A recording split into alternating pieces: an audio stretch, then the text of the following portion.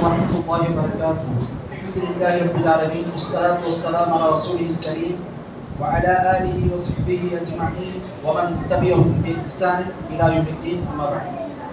நன்றிமிக்க அல்லாஹ்வின் நல்லடியார்களே, சூரத்துல் ஃபாத்திஹாவில் இதுவரைக்கும் நாம 3 வசனங்கள் தொடர்பாக அதனுடைய பொருளையும் விளக்கத்தை அறிந்து கொண்டோம். அடுத்து பாருங்க 4வது வசனம். இய்யாக நஅ்புது வ இய்யாக நஸ்தஈன். அல்லாஹ், நாங்கள் உன்னை மட்டுமே வணங்குவோம், உன்னிடத்தில் மட்டுமே உதவியை கேட்போம் என்று இந்த வசனத்தை அல்லாஹ் சொல்றான். நாமளும் தினந்தோறும் இந்த வசனத்தை ஒரு நாளைக்கு 17 முறை அவசியமா ஓதணும். ஃபர்து தொழுகை, அது போக சுன்னத்தான தொழுகைகளை ஓதி கொண்டிருக்கிறோம். நம்முடைய திலாவத்துகள்ல ஓதும். இதனுடைய பொருள் என்ன? அல்லாஹ் இய்யாக நஅ்புது, அல்லாஹ் உன்னை மட்டுமே நாங்கள் வணங்குவோம். அரபியில அல்லாஹ் தஆலா இந்த வசனத்தை எப்படி கொண்டு வந்திருக்கிறான்னா, முதல்ல சொல்லுவாங்க வினை சொல்லு, அப்புறம் அந்த என்ன சொல்லுவாங்க ஃபாயில்னு சொன்னா சப்ஜெக்ட், அதுக்கு அடுத்து மஃபூல்னா ஆப்ஜெக்ட், இப்படி தான் கொண்டு வருவாங்க.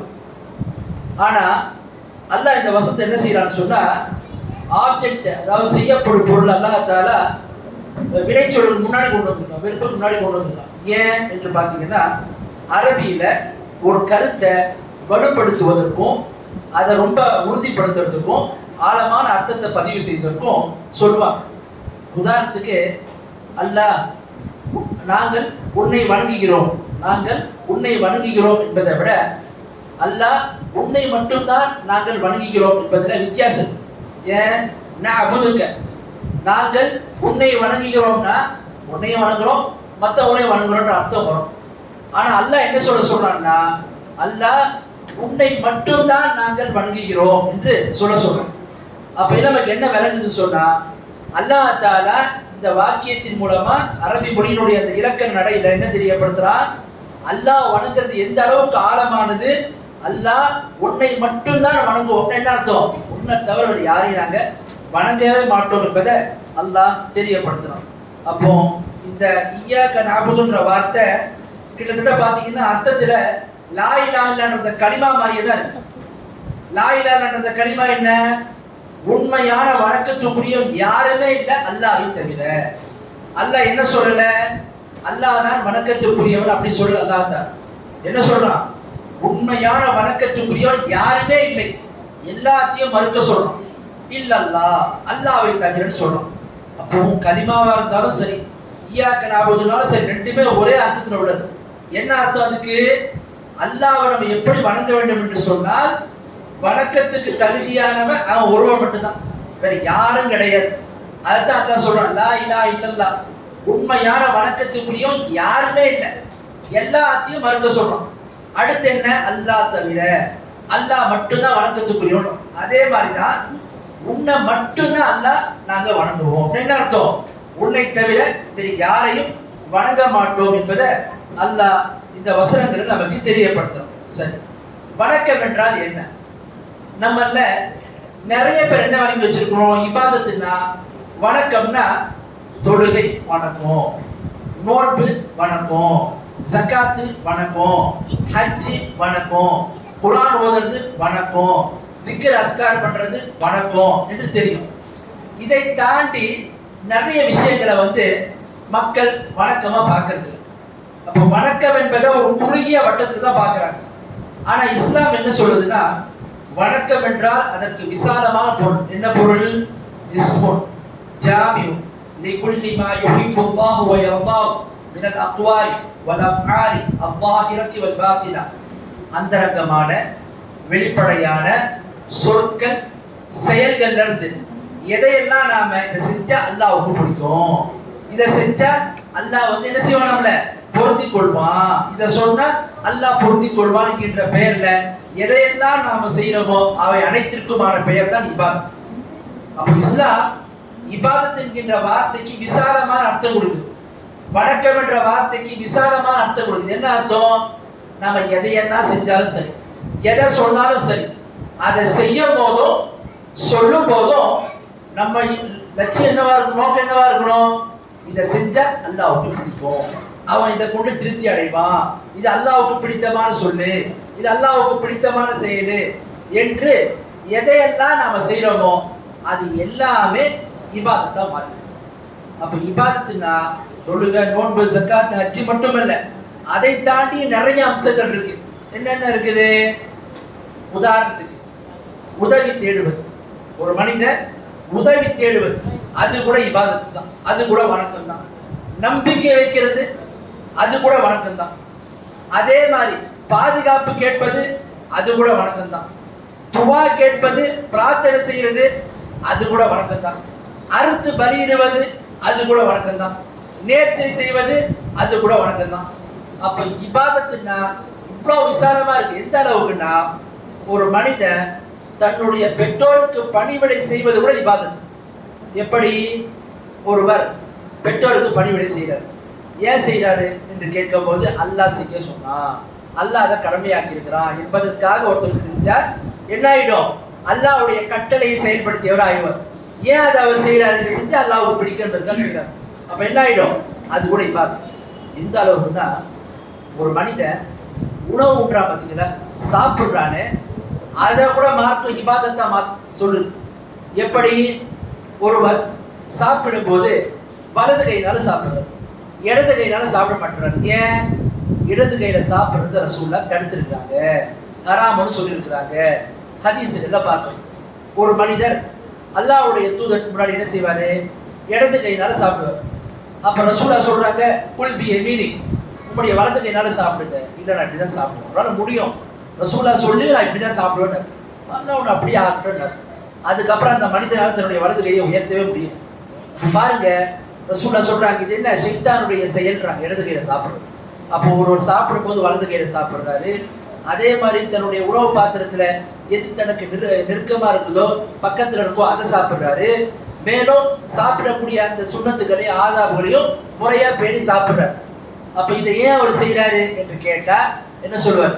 இதெல்லாம் செஞ்சு அல்லாஹ்வுக்கு பிடிக்கும், இதெல்லாம் மார்க்கத்தில் அல்லாஹ் நமக்கு சொல்லியிருக்கிறான், இது அல்லாஹ்வுக்கு பிடித்தமான செயல் என்று ஒருவர் செய்தால் அவருடைய உணவு உண்ணக்கூடிய பழக்கம் கூட இபாதத்தா மாறும். அதைத்தான் சொல்லுவாங்க சென்ற சலஃபுகள். எத்தனையோ பேரை பார்க்கிறோம், அவர்கள் இபாதத்துகளை கூட பழக்கம் ஆக்கிடுறாங்க. இபாதத்துகள், வணக்கத்தை பழக்க வழக்கமா மாத்திடுறாங்க. ஆனால் சற்று நல்லவர்கள், கவனமானவங்க என்ன செய்வாங்கன்னு சொன்னா, பழக்க வழக்கத்தை கூட இபாதத்தா மாற்றுவாங்க. நாம என்ன பண்றோம்? இபாதத்தையே பழக்க வழக்கமா மாத்திடும். உதாரணத்துக்கு சும்மா தொழு வருது, ஏதோ வாரத்துக்கு ஒரு நாள் வருது, சடங்கு சம்பிரதாயம் மாதிரி எல்லாரும் என்ன பண்றோம்? குளிச்சுட்டு கொண்டு போயிட்டு வந்துடும், சீக்கிரம் வேலையை முடிச்சுட்டு வர்ற மாதிரி போய் எதையோ பண்ணிட்டு வந்துடும். அப்ப நமக்கு இபாதத்துக்கெல்லாம் எப்படி ரமலான் வருது, தொழுவோம், ஒரு ஈடுபாடு ஒரு நிறைய பேருக்கு இல்லை. இல்ல மாஷா அல்லாஹ், அல்லாஹ் நாடியவங்களை தவிர நிறைய பேருக்கு ஈடுபாடுலாம் கிடையாது. ஏதோ வருஷம் வருது, ஒரு சடங்கு சம்பிரதாயமாக தான் இன்னைக்கு நம்முடைய வாழ்க்கை ஆகி போச்சு. ஆனா பாருங்க, ஒரு நல்ல அறிவுள்ளவங்க என்ன செய்வாங்கன்னா, பழக்க வழக்கங்களை கூட இபாதத்தா மாத்திடுவாங்க. எப்படி? உதாரணத்துக்கு பாருங்களேன், தூங்குறது இபாதத்தான்னு கேட்டா இபாதத்து கிடையாது. ஆனா அந்த தூங்குறத இபாதத்தா மாத்தலாம். எப்படி? ஒருவர் தூங்க போகும்போது ஒழு செய்து விட்டு போற, எதுக்கு?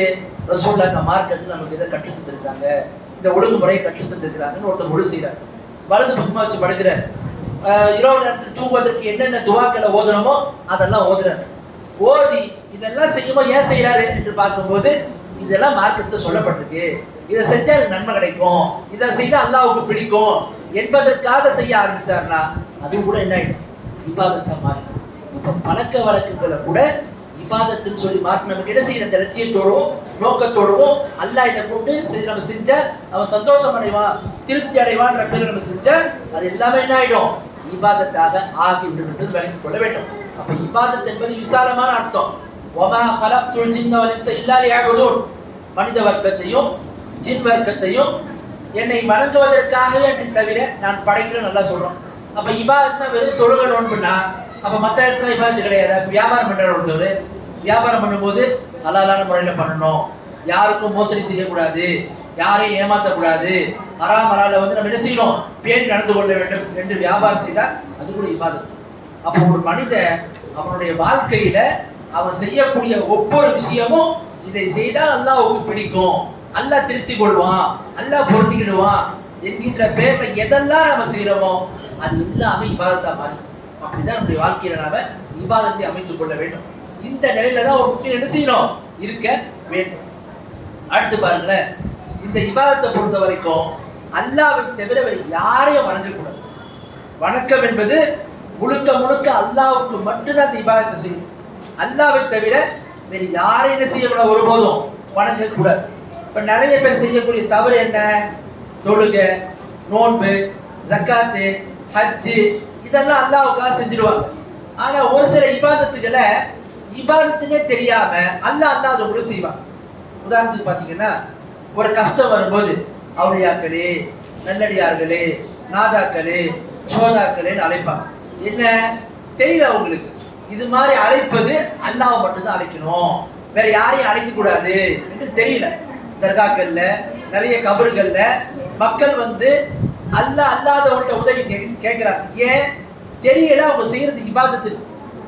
மக்களுக்கு காப்பீர்கள் கூட அவங்க சில காரியங்களை செஞ்சாங்க, நேர்ச்சி செய்தாங்க, ஒரு சில அறுத்து பலியிட்டாங்க. அதை எப்படி அவங்க கருதுனாங்கன்னா, இது இபாதத்துன்னு கருதுனாங்க. மா நஅபுதுஹும் இல்லா லியுகர்ரிபூனா இலல்லாஹி ஸுல்ஃபா. நாங்க ஏன் எங்க தெய்வங்களையும் சிலைகளையும் நல்லடியாரையும் வணங்குறோம்னா, இவங்க அல்லாஹ்விடத்துல எங்களுக்காக பரிந்து பேசுவாங்க, எங்களுடைய தேவைகள் அல்லாஹ்ட்ட சொல்லி வாங்கி தருவாங்க என்று அவங்க கருதுனாங்க. மக்கத்து காப்பீர்கள் கூட அவங்க செய்யக்கூடிய காரியங்களை இபாதத்தா பார்த்தாங்க. நம்ம மக்கள் எப்படி நேர்ச்சை, ஒரு ஆட்டு அல்லாஹ் உட்கார்ந்து இருப்போம், ஒரு ஆட்டு அவுலியா பேர்ல இருப்போம். ஆனா தெரியாது நம்ம அவுலியா பேர்ல இருக்கிறது அது இபாதத்தை நம்மளால பார்க்கறது இல்லை. ஏன் அவங்களுக்கு தெரிஞ்சு இபாதத்து தொழுக நோன்பு, யாரும் அல்லாஹ் தொழுவுமா, நோன்பை போய் நீங்க அவுலியா கார்டு வச்சு வைப்பீங்களான்னு கேட்டா அதை வைக்க மாட்டேன்னு சொல்லுவாங்க. ஆனா அவங்ககிட்ட போய் நேர்ச்சி ஏங்க நீங்க அல்லாஹ் உங்களுக்கு செய்றீங்க, ஏன் அறுத்து பலியது மற்றவங்களுக்காக செய்றீங்க என்று கேட்டா அவங்களுக்கு தெரியாது அது இபாதத்து. மார்க்கம் அதெல்லாம் இபாதத்துன்னு சொல்லுவோம். அப்போ இபாதத்துன்னு என்னன்னு நம்ம முதல்ல அறியணும். மார்க்கத்துல எல்லாம் இபாதத்துன்னு சொல்லப்படுறது. அதுல எந்த ஒன்றையும் அல்லாஹ் அல்லாதவங்களுக்கு என்ன செய்யக்கூடாது, ஒருபோதும் செய்யக்கூடாது என்பதை நாம விளங்க வேண்டும். அடுத்து வாங்க, இந்த இய்யாக நஅபுது வஸ்தகீனுக்கு விளங்கக்கூடிய விஷயங்கள் மிக முக்கியமானது. அல்லாஹ் தஆலா இய்யாக நஅபுதுன்ற வார்த்தையை சொல்லிவிட்டு அடுத்து என்ன செய்யறான், இய்யாக நஸ்தஈன். அல்லாஹ் உன்னை மட்டும்தான் நாங்கள் வணங்குவோம், உன்னிடத்தில் மட்டும்தான் உதவியை கேட்போம் என்று அல்லாஹ் சொல்றோம். ஏன் அல்லாஹ் தஆலா இந்த இடத்துல இபாதத்துன்ற வார்த்தையை கொண்டு வந்துட்டு அதை தொடர்ந்து உதவி செய்வதையும் உதவி கேட்பதையும் அல்லாஹ் உன்னிடத்தில் மட்டும்தான் நாங்கள் உதவி கேட்போம்ன்றது ஏன் சொல்றான்? உதவி கேட்பது ஒரு இபாதத்து தான். இபாதத்துன்னு பொதுவாக சொன்னாலே அதுல எல்லாமே வந்துடும். பிரத்யேகமா ஏன் அல்லாஹ்ட்ட உதவி, அல்லாஹ் உன்னிடத்தில் மட்டுமே நாங்கள் உதவியை கேட்கிறோம்னு சொல்ல வேண்டிய அவசியம் என்ன என்று பார்த்தீங்கன்னா, ஒரு மனிதன் அல்லாஹ்வை வணங்குவதற்கு கூட அல்லாஹ்ட்ட உதவி அவன் கேட்கணும். ஒரு மனிதன் தனிப்பட்ட முறையில் நான் நல்லவனா மாறிடுவேன், நான் நேர்வழியில் பயணிச்சிடுவேன், நான் சரியான பாதையில போயிடுவேன், நான் வந்து மார்க்கத்தில் உறுதியா இருந்துடுவேன் என்று தன்னளவில் மட்டும் ஒரு மனிதன் நினைச்சிட முடியாது. இதெல்லாம் அவனுக்கு வேணும். எப்படி வேணும்? அல்லாஹ்வுடைய உதவி இருந்தா தான் ஒருத்தவன் அல்லாஹ் மட்டுமே வணங்க முடியும். இன்னைக்கு ஷிர்க்ல நம்ம சில பேர் விலகி இருக்கிறோம். ஷிர்க் என்ற பாவம் என்று அறிந்திருக்கிறோம். இது என்ன? அல்லாஹ் நமக்கு செஞ்ச உதவி. அப்போ இபாதத்துகளை செய்யும் போது அல்லாஹ்விடத்துல உதவியை நம்ம என்ன செய்யணும், அவரிடத்துல எதிர்பார்க்கணும். அல்லாஹ்வுடைய உதவி இருந்தா தான் நாம அல்லாஹ்வை என்ன செய்ய முடியும், வணங்க முடியும். பாருங்க, அல்லாஹ்வுடைய தூதர் சாசனம் சொல்றாங்க, இதா சஅல்த ஃபஸ்அலில்லாஹ். பெண்கள் பற்றி தயவுசெய்து பேசாம இருக்கு. இதா சஅல்த ஃபஸ்அலில்லாஹ், நீங்கள் எதை கேட்பதா இருந்தாலும் அல்லாஹ்ட்ட மட்டும் கேளுங்க. ரசூலுல்லாஹ் யாருக்கு சொல்றாங்க தெரியுமா இந்த ஹதீஸை? ரசூலுல்லாஹ்வோடு ஒரு பயணத்துல அப்துல்லா இப்னு அப்பாஸ் என்ற சஹாபி வர்றாங்க. அவங்களுக்கு சின்ன வயசு தான். ரசூலுல்லாஹ் மரணிக்கும் போதே அவங்க ஒரு 13-14 வயசுல தான் இருந்திருப்பாங்க. அப்போ இந்த சம்பவம்லாம் நடக்கும் போது 10-11 வயசு தான் இருக்கும். அந்த நேரத்தில் ரசூலுல்லாஹ் அவங்களுக்கு கூப்பிட்டு சொல்றாங்க ஒரு பயணத்துல. என்ன சொல்றாங்க? இதா சஅல்த ஃபஸ்அலில்லாஹ், நீ எதை கேட்பதா இருந்தாலும் அல்லாஹ்ட்ட மட்டும் தான் கேட்கணும். குழந்தைகளுக்கு கூட ரசூலுல்லாஹ் உறுதிப்படுத்துறாங்க உள்ளத்துல. வைதஸ்தஅன்த ஃபஸ்தஈன் பில்லாஹ், நீ எந்த உதவியை தேடுறதா இருந்தாலும் அல்லாஹ்ட்ட மட்டும் தான் உதவியை தேடணும். அல்லாஹ்வை தவிர வேறு யாரிடத்துல உதவி தேடக்கூடாது. அடுத்து ரசூலுல்லாஹ் சொல்றாங்க பாருங்க, வஅலம் அன்னல் உம்மத லவ் இஸ்தமஅத் அலா யன்ஃபஉக பிஷைஇன் லம் யன்ஃபஉக இல்லா பிஷைஇன் கத் கதபல்லாஹு லக். மக்கள் அனைவருமே ஒன்று சேர்த்து உங்களுக்கு ஒரு நன்மையை செய்வதற்கு நாடினால் கூட, ஏதாவது ஒரு நன்மை செய்ய நாடினால் கூட அல்லாஹ் அவங்களுடைய விதியில என்ன எழுதிருக்கானோ அதைத்தான் அவங்களால செய்யும். அடுத்து பாரு, வலவு சுத்தமா வலைய துருக்க விஷயம் லம் யதுருக்க இல்லா விஷயம் கதகத்தல்லாஹு அலைஹி. அதே மாதிரி மக்கள் எல்லாருமே சேர்ந்து ஒரு தீமையை செய்வதற்கு உங்களுக்கு நாடினால் கூட அல்லாஹ் அவருடைய விதியில என்ன எழுதியிருக்கிறானோ அந்த அளவு தான் அவங்களால செய்ய முடியும். அடுத்து ரசூலுல்லாஹ் சொல்றாங்க, ருஃபியத்தில் அக்லாம் வஜஃபத்திஸ் சுஹுஃப், அதாவது எழுதுகோல் உயர்த்தப்பட்டு விட்டது, எழுதப்பட்ட பதிவேடும் காய்ந்து விட்டது என்று அல்லாஹ்வுடைய தூதர் சொல்றாங்க. பாருங்க, சிறிய குழந்தைகள்கிட்ட கூட அல்லாஹ்விடத்துல மட்டும்தான் உதவியை கேட்கணும் என்று ரசூலுல்லாஹ் தெரியப்படுத்துறாங்க. ஏன்னா எந்த அளவுக்கு இது முக்கியமானது சொன்னா அல்லாஹ்விடத்துல மட்டும்தான் உதவியை கேட்பது எந்த அளவுக்கு முக்கியத்துவம் வாய்ந்தது சொன்னா, இபாதத் என்கின்றதையும் உதவி தேடுவதையும் அல்லாஹ் தஆலா குர்ஆன்ல பல இடங்களை சேர்த்தே சொல்றோம். இதை விளங்கறதுக்கு பாருங்க, சுலைமான் நபியுடைய வரலாறு நம்ம பார்க்கணும். சுலைமான் நபி சொல்றாங்க, புகாரில் வரக்கூடிய ஹதீஸ், லஅதூஃபன்ன லைலத அலா 90 இம்ரா குல்லுஹுன்ன தக்தி பிஃபாரிஸின் யுஜாஹிது ஃபீ சபீலில்லாஹ். சொல்றாங்க, சுலைமான் நபிக்கு ஒரே நேரத்தில் 90 மனைவிமார்கள் இருந்தாங்க. சொல்றாங்க, நான் என்னுடைய மனைவிமார்கள் எல்லாரும் போவேன், நான் அவனுக்கு சில்லறத்து வாழ்க்கை ஈடுபட்டதுக்கு அப்புறம் அதிலிருந்து பிறக்கக்கூடிய எல்லா குழந்தைகளும் என்ன செய்ய போறேன், அல்லாஹ்வுடைய பாதையில போராடக்கூடிய வீரர்களாக நான் ஆக போறேன் சொல்றாங்க. அவருடைய நல்ல எண்ணம். என்ன சொல்றாங்க, நல்ல காரியத்தை தான் சொல்றாங்க. எப்படி சொல்றாங்க, நான் இந்த இரவுல போறேன், எனக்கு பிறக்கக்கூடிய மனைவி மூலமா பிறக்கக்கூடிய குழந்தைகள் எல்லாத்தையும் அல்லாஹ்வுடைய பாதையில நான் அர்ப்பணிக்க போறேன்றாங்க. நல்ல விஷயம் தான். ஆனா அவங்களுக்கு சொல்லப்படுது, இன்ஷா அல்லாஹ் சொல்லுங்க. அவங்க மறந்துடுறாங்க, சொல்லல. பிறகு என்ன, அவர்களுக்கு ஒரு குழந்தை பிறந்தது, ஒரே மனைவி மூலமா ஒரு குழந்தை பிறந்தது. அதை கூட அல்லாஹ் குர்ஆன்ல சொல்லி காட்டுறான். அந்த குழந்தை எப்படி, முழுமையான உடலோடு இல்லை. அந்த குழந்தை ஹதீஸ்களை பார்க்குறோம், அந்த குழந்தை என்னவா இருக்கும், அதனுடைய உடல் உருவம் வந்து முழுமை பெறாம குறையாக பிறந்திருக்கும், இறந்து குறையாக பிறந்திருக்கும். இப்போ பாருங்க, ஒரு நபி, அந்த நபியாக இருந்தும் கூட அவங்க சொன்ன விஷயம் என்ன, இந்த குழந்தைகளை கொண்டு நான் உலக காரியம் செய்ய போறேன், ஆட்சி அதிகாரம் பண்ண போறேன்னு சொல்ல, அல்லாஹ்வுடைய மார்க்கத்துக்காக அவனை அர்ப்பணிக்க போறேன். அதை கூட சொல்றதா இருந்தா கூட, அது கூட நிகழ்றதா இருந்தா கூட அல்லாஹ்வுடைய உதவி வேணும். அது இல்லாம எதுவுமே சாத்தியம் இல்லை. அப்போ ஒரு முஃமினுடைய வாழ்க்கை எப்படிப்பட்டதாக நமக்கு இருக்க வேண்டும் என்று சொன்னால், வாழ்க்கை முழுவதுமே நீங்க பாத்தீங்கன்னு சொன்னா, நாம நம்ம மீது நம்பிக்கை வச்சிட முடியாது. நான் நேர்வழியில் இருக்கிறேன், நான் சொர்க்கத்துக்கு போயிடுவேன், நான் நல்லவனா இருக்கிறேன், நான் எல்லாத்தையும் செஞ்சிருவேன் நினைக்க முடியாது. என்னதான் மனிதன் இருந்தாலும் அல்லாஹ்வுடைய அருளும் அவனுடைய உதவியும் நமக்கு ஒவ்வொரு தருணங்கள்ல கிடைத்தால் மட்டும்தான் நாம சரியான பாதையில உறுதியாக பயணிக்க முடியும். ஒரு நபியே பாருங்க சொல்றாங்க, எதுல, அல்லாஹ்வுடைய பாதையில நல்ல விஷயத்துக்காக சொன்னாங்க. ஆனா என்ன, இன்ஷா அல்லாஹ் சொல்ல, அல்லாஹ்வுடைய உதவி அவங்களுக்கு கிடைக்கல. ஒருபோதும் ஒரு மனிதன் தன் அளவுல மிகப்பெரிய ஒரு நம்பிக்கை வச்சிடக்கூடாது. முயற்சிக்கணும், எல்லாம் செய்யணும். ஆனா முழுமையான நம்பிக்கையும் முழுமையான அந்த தவக்குலையும் உதவியையும் யாரிடத்தில் நம்ம எதிர்பார்க்கிறோம், அல்லாஹ்விடத்தில் மட்டும்தான் நாம் எதிர்பார்க்க வேண்டும். அல்லாஹ்வை தவிர வேறு யாரிடத்திலும் என்ன செய்யக்கூடாது, எதிர்பார்க்க கூடாது அப்படின்றத இது மூலமா நம்ம என்ன செய்யறோம், அறியணும். ஆக நிமிக்க அல்லாஹ்வியார்களே, அல்லாஹ்விடத்தில் நம்ம சொல்றோம், அல்லாஹ் உன்னை மட்டும்தான் நாங்கள் வணங்குவோம், உன்னிடத்தில் மட்டும்தான் உதவியை கேட்போம் என்றால் இது இபாதத்தாக இருப்பதனால அல்லாஹ் மீது மட்டுமே நம்ம என்ன செய்யணும், நம்பிக்கை வைத்து அவனுடைய உதவிகளை கேட்கணும். அடுத்து இந்த உதவிகள் சம்பந்தமா இன்னொரு அடிப்படை நம்ம தெரிந்து கொள்ள வேண்டும். என்ன, உதவி கேட்கறது நம்ம இபாதத்துன்னு சொல்றோம். எந்த உதவி கேட்கறது இபாதத்து என்பதை நம்ம விளங்கி கொள்ள வேண்டும். ஒருவர் உயிரோடு இருக்கக்கூடிய ஒரு மனிதன்ட்ட அவருடைய சக்திக்கு உட்பட்ட விஷயங்கள்ல உதவி கேட்கிறான்னு சொன்னா இது வந்து மார்க்கத்துக்கு தப்பு கிடையாது, இது மார்க்க அனுமதி. அல்லாஹ்வே குர்ஆன்ல சொல்றோம், வத்தஆவனல் பிர்ரி வத்தக்வா, நீங்கள் நன்மையான விஷயத்திலையும் இறையச்சமுள்ள விஷயத்திலையும் ஒருவருக்கொருவர் உதவி செய்து கொடுங்க, ஒருவருக்கொருவர் உதவி செய்யுங்க. இப்ப நாம என்ன செய்யலாம், எந்த விஷயமா இருந்தாலும் மார்க்கத்தில் அனுமதிக்கப்பட்ட விஷயத்துல, உதாரணத்துக்கு ஒருவர் ஒரு பொருளை தூக்க சிரமப்படுற, முன்னாடி ஒருத்தர் போற, அவரை கூப்பிட்டு இந்த பொருளை தூக்கி கொடுக்குறேன்னு கேட்கலாம், தப்பு இல்லை. ஒரு நடத்த போயிட்டு இருக்கார், ஒருத்தர் வாகனத்துல போறாங்க, என்ன கொஞ்சம் உதவி செய்து அங்கே விட்டுருங்களேன் கேட்கலாம், மார்க்கத்துக்கு தப்பு இல்லை. உயிரோடு இருக்கக்கூடிய மனிதன்ட்ட அவருடைய சக்திக்கு உட்பட்ட காரியங்கள்ல கேட்கறதுக்கு மார்க் என்ன செய்யுது, அனுமதியை தருது. இது மார்க்கத்துல தடை. அடுத்து பாருங்க, எந்த உதவி வந்து செய்யறது தடையாகும், எந்த ஒரு மனித உயிரோடு இருந்தாலும் சரி, அவருடைய சக்திக்கு மீறிய காரியங்கள்ல ஒருவர் உதவி தேடுறார். எப்படி? நிறைய பேரை பார்க்கலாம். இந்த மாதிரி அங்க ஒரு பெரிய சூஃபி இருக்காரு, பெரிய ஒரு ஆபித் இருக்காரு, பெரிய ஒரு அஜரத் இருக்காரு, அவர்கிட்ட போய் நம்ம கேட்டு சொன்னா குழந்தை வரம் நமக்கு கிடைக்கும், குழந்தை பாக்கியம் கிடைக்கும், இது மாதிரி நமக்கு இந்தந்த உலகத்தினுடைய ஆதாயங்கள் கிடைக்கும், நன்மைகள் கிடைக்கும். மனிதருக்கு அது முடியாது. மனிதனுடைய சக்திக்கு மீறிய விஷயங்களை ஒருவர் உயிரோடுவங்கிட்ட கேட்டாலும் சரி, இறந்தவங்கிட்ட கேட்டாலும் சரி, இது என்ன மார்க்குன்னு சொல்லுது, இது ஷிர்க்குன்னு சொல்லுது. அப்போ உதவி தேடுறதை பொறுத்த வரைக்கும் அல்லாஹ்ட்ட என்ன காரியங்கள், மறைவான விஷயங்கள், மனிதனுடைய சக்திக்கு மீறிய காரியங்கள், இறந்தவங்க போன்றவங்க ஒண்ணுமே நம்ம கேட்க முடியாது. நமக்கு எந்த உதவியும் அவங்களால செய்ய முடியாது. இதை கொண்டு போய் ஒருத்தர் அல்லாதோட கேட்கிறாரா ஷிர்க். அப்போ மார்க் என்ன சொல்லுது? உதவி தேடுவதை இபாதத்துன்னு சொல்லுது. அது எந்த உதவி? மனிதனுடைய சக்திக்கு மீறிய காரியங்கள்.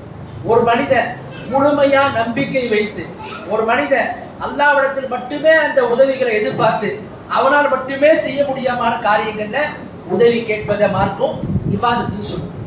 அப்படிப்பட்ட உதவிகளை அல்லாஹ்விடத்துல மட்டும்தான் நம்ம கேட்கணும். அல்லாஹ் எனக்கு நேர்வழியை தான், இது யாரால முடியாது, அல்லாஹ்வால மட்டும்தான் முடியும். அல்லாஹ் எனக்கு நிவாரணத்தை கொடு. மருந்து மாத்திரை டாக்டர் எல்லாத்தையும் நம்ம போறோம், அவங்க நமக்கு நிவாரணம் தர முடியாது. அல்லாஹ் அதை ஒரு காரணமாக தான் ஆக்கியிருக்கிறான். காரணகர்த்தா யாரு? முஸப்பிபுல் அஸ்பாப் யாரு? அல்லாஹ். அவன் நாட்டினாதான் நமக்கு நிவாரணம் கிடைக்கும்.